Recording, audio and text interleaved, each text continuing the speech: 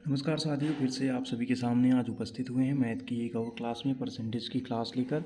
जैसा कि हमने पिछले वीडियो में परसेंटेज के कुछ महत्वपूर्ण सवाल किए थे, हम यहाँ फिर से पहुँच चुके हैं और हमने कल कुछ सक्सेसिव केस के बारे में पढ़ा था। तो सक्सेसिव केस वहीं लगता है जिसमें दो चीज़ों का गुणा करके कोई तीसरी चीज़ आती हो। जैसा कि हमने प्राइस और देखा था कंजप्शन। अगर इन दोनों को प्राइस जो होता था वो इन्वर्सली प्रोपोर्शनल होता था कंजप्शन से। ये इसलिए होता था कि प्राइस और कंजप्शन का जो आंसर आता है हमेशा कांस्टेंट आता है, इसीलिए प्राइस का इन्वर्सली प्रोपोर्शनल होता था कंजप्शन के। तो इन सब सवालों के साथ आज हम पहला सवाल लेते हैं। आज का जो पहला सवाल है आपकी स्क्रीन पर आ रहा है। पहला सवाल इस प्रकार है कि वस्तु की कीमत में 7.5% की वृद्धि करने पर राजेश 600 रुपये में 2 किलोग्राम कम वस्तु खरीद सकता है। तो वस्तु का नया मूल्य क्या होगा? तो वस्तु की कीमत में 7.5% की वृद्धि करने पर, तो 7.5% होता है 15/2। इसको ऐसे कर सकते हैं आप। और 15% का मतलब जैसा कि होता है 15% बराबर होता है, तो 5% का मतलब अगर आप देखेंगे तो होता है 1/20 ये होता है। और 5×3 = 15, 15 का हो जाएगा 3/20। और वहीं पर जब 15/2 की बात आएगी तो 3/40 हो जाएगा। तो ये समझ गए होंगे आप। ऐसे होता है 3/40। तो कहने का मतलब अगर 7.5% वृद्धि हो रही हो तो 40 से 3 वृद्धि हो रही, तो कोई वस्तु 40 से 43 हो जा रही है, तो उसका उल्टा होता है कंजप्शन। तो 43 से 40 कंजप्शन हो जाएगा, मतलब खपत। तो क्या कह रहे हैं 3 रेशियो कम हो रहा है।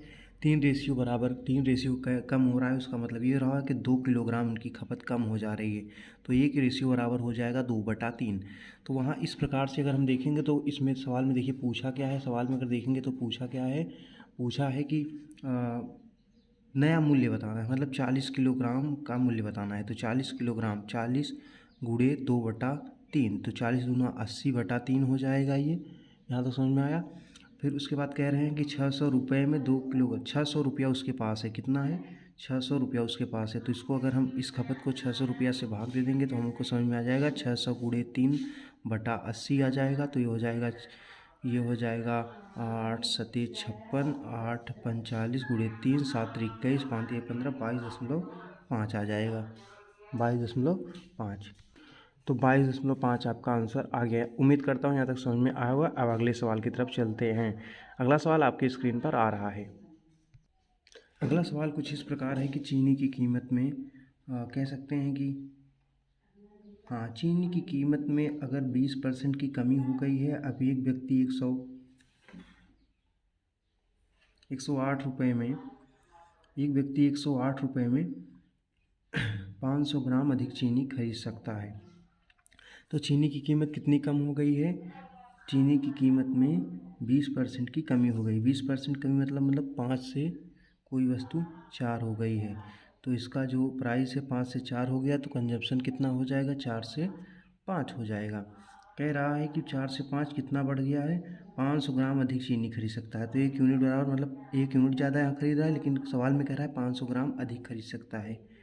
तो फिर क्या पूछ रहा है इसमें देखेंगे तो चीनी का प्रति किलोग्राम प्रारंभिक भाव पूछा है। तो ये भाव पूछा है। तो 4 में 500 ग्राम का गुणा करेंगे 2 kg आएगा। 2 kg पहले कितने में ख़रीदता था? 108 रुपये में। तो 1 kg बराबर आ जाएगा 108/2 बराबर 54। ये हो गया दूसरा सवाल आपका। 54 आंसर हो गया। तीसरे सवाल की तरफ चलते हैं। तीसरा सवाल आपकी स्क्रीन पर आ रहा है कि वस्तु की कीमत में 10.53% की वृद्धि करने पर एक गृहिणी 285 रुपये में 1.5 किलोग्राम कम वस्तु खरीद सकती है। वस्तु का प्रति किलोग्राम प्रारंभिक भाव क्या था? तो 10.53 को पहले हम समझते हैं क्या लिख सकते हैं। तो 10.53 हमने पिछले वीडियो में बताया था 5.26। 5.26 बराबर हमने बताया था 1/19। तो यहाँ पर इसका ये 2 गुना दिख रहा है, तो इसको भी 2 गुना कर देंगे। 10.53 के लिए 2/19 हो जाएगा। तो कह रहा है सवाल में कि इतना वृद्धि हो रही है, मतलब 19 से 21 हो रहा है, तो खपत 21 से हो जाएगा 19। यहाँ तक समझ में आ गया होगा। तो क्या कह रहे हैं सवाल में कि 285 रुपये में 1.5 किलोग्राम कम, मतलब 2 कम हो रहा है, लेकिन सवाल में कह रहा है 1.5 किलोग्राम कम। तो 1 बराबर हो जाएगा, इसको 3/2 लिख सकते हैं, 3/4 कह सकते हैं, 3/4, क्योंकि इसको 3/2 लिख सकते हैं 1.5 को, तो ये 2 इसमें गुणा होगा 3/4 हो जाएगा। यहाँ तक उम्मीद करता है समझ में आया होगा। फिर फिर 3/4 हो जाएगा, 3/4 यूनिट। फिर क्या पूछा है सवाल, प्रारंभिक भाव पूछा है। प्रारंभिक भाव मतलब ये 21, तो 21 गुणे 3/4 ये हो जाएगा 21 तियाँ 63/4। और कितना रुपया बताया था, 285 रुपया।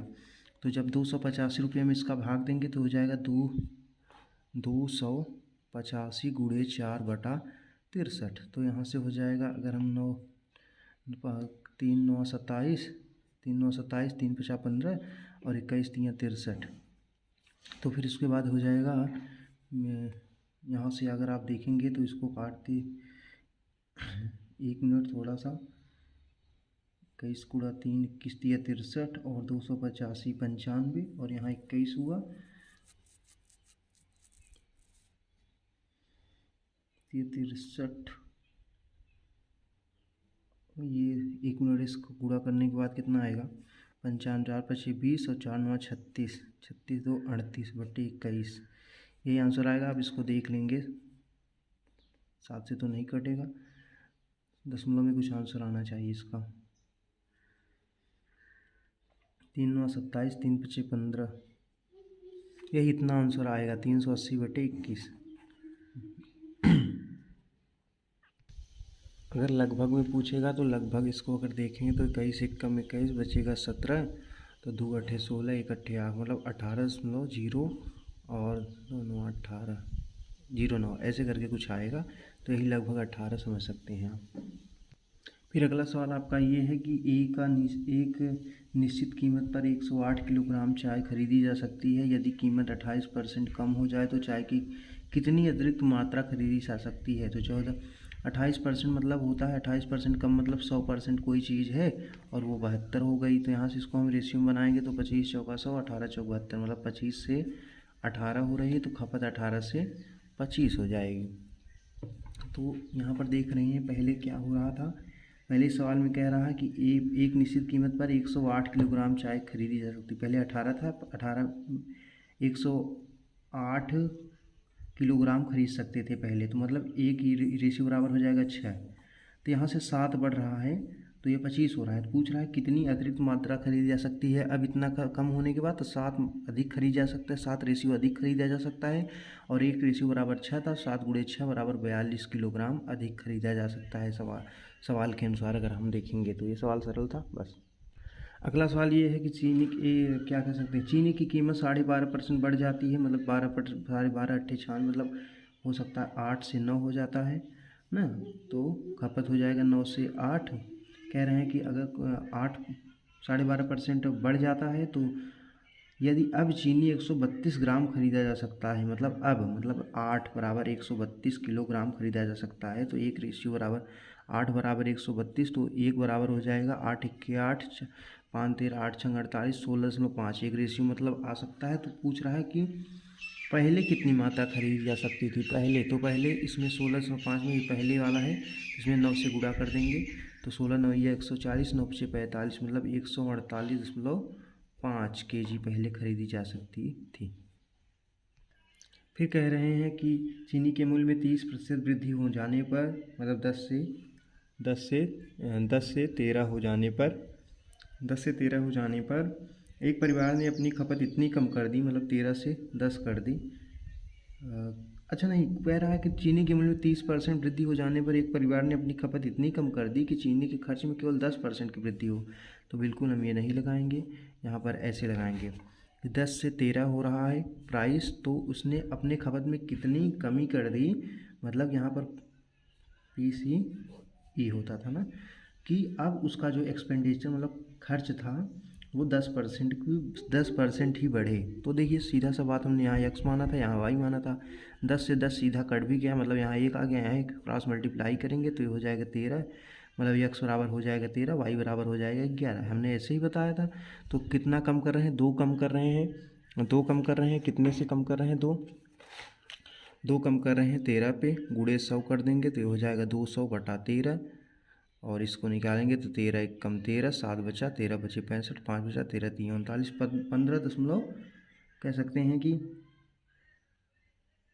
अच्छा ये सवाल में ये भी चीज़ पूछा है, ये तो हमने परसेंटेज नहीं निकालना है। अब वो कह रहा है कि पहले चीनी की खपत 39 किलोग्राम थी, मतलब पहले चीनी की खपत 39 किलोग्राम थी, तो अब चीनी की खपत कितनी होगी? पहले 13:39 था, तो 11:33 होगा। ये तो मैं परसेंटेज निकालने लगा था, कितना कम कर दिया।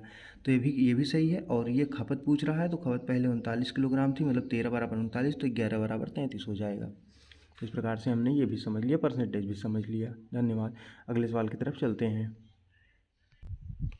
अब देखिए, एक सवाल आ रहा है आपके सामने, चाय के मूल्य 25% की कमी हो जाने पर, मतलब 5 से 4 हो जाने पर एक दुकानदार अपनी खपत में इतनी वृद्धि करती कि चाय के खर्च में केवल 15% की ही कमी हो। मतलब यहाँ पर फिर से पी दिया है, कंजप्शन नहीं दिया है, और ई दिया है। थोड़ा इधर कर लेते हैं, समझ में आ जाएगा। हाँ, पी दिया है 5 से 4, सी नहीं दिया है, ई दिया है कि उसके सिर्फ जो खर्च है उसमें 15% की कमी हो। तो 15% की कमी मतलब हमने आपको बताया था 3/20, मतलब 20 से 17। और यहाँ पर x y, तो 5 चौक 20, 4 चौक 16 और 17, 16 से 17। तो कितना उसको क्या कह रहा है इसमें फिर से देखते हैं। 15% की कमी हो यदि मूल्य कमी से पहले चाय की खपत 45 किलोग्राम थी। मूल्य कमी से पहले, यदि मूल्य कमी से पहले, 1 मिनट यहाँ पर देखेंगे, 5 चौक 4, 4 चौक 16, 4 से 3 हो। 25% कमी मतलब होता है 5 से 4, मैं तो गलत कर दिया, 20×5 मतलब 20% कमी कर, 4 से 3 होगा यहाँ। 4 से 3 मतलब 25% की कमी हो रहा है ना। 4 से 3 तो ये हो जाएगा 4 25 20, यहाँ 5 आएगा, ये 5 यहाँ 15 हो जाएगा, और ये होगा 17। 15 से 17 मतलब उसको खपत में कितनी वृद्धि करनी होगी? 2 वृद्धि करनी होगी 15 पे। पहले कह रहा है पहले चाय की खपत 15 किलोग्राम 45 किलोग्राम थी, मतलब 15 = 45 थी, तो अब कितनी होगी? तो 17×3 = 51 होगी। सीधा सरल सवाल। तो सवाल के अनुसार कभी कभी ऐसा होता है कि हम लोग थोड़ा गलती भी कर देते हैं, लेकिन सवाल को पूरा पढ़ेंगे तो समझ में आ जाएगा। अगले सवाल की तरफ चलते हैं। अगले सवाल पर चलने से पहले मैं कुछ चीज़ें बता देता हूँ कि इनकम, अगला जो वीडियो आएगा, इनकम जो है आय पर, इनकम क्या होता है? खर्चा प्लस बचत। तो इस पर सक्सेसिव केस नहीं लगेगा। पहले वाले पे सक्सेसिव लगता था, लेकिन इस पर सक्सेसिव केस नहीं लगेगा। जैसे कुछ सवाल आता है, एक आदमी ने अपनी आय का 45% किराए पर, 15% भोजन पर, 20% अन्य मदों पर खर्च करता है। यदि उसके पास 2250 रुपये बच जाते हैं तो उसकी आय बताएं। तो देखिए, इसमें सब तो कोई शेष पर कहा नहीं, इसमें आपको एक ही चीज़ याद रखना है, शेष। अगर शेष कहेगा तो तब आपको थोड़ा कॉम्प्लिकेटेड हो जाता है, लेकिन अगर शेष नहीं कहेगा तो सीधी सी बात है कि एक आदमी 45% किराए पर, 15% भोजन, मतलब 45 15 60, 60 20 80, 80% तो खर्च कर दिया, बचा उसके पास 20% ना। 100 में से 20%, अच्छा 20% पहले, हाँ 80, बचा 20%। 20% बराबर 2250 रुपये उसके पास बच रहे हैं।